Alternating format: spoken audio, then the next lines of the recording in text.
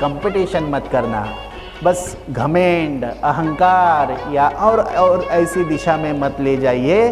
बस प्रामाणिक तरीके से, बस अपने नम्रतापूर्वक, अपने विनय से ये विद्या आत्मसात करते रहे। अपने गुरुओं से विद्या जो है आत्मसात तभी हो सकती है जब आप में विनम्रता हो, आप विनयशील हैं।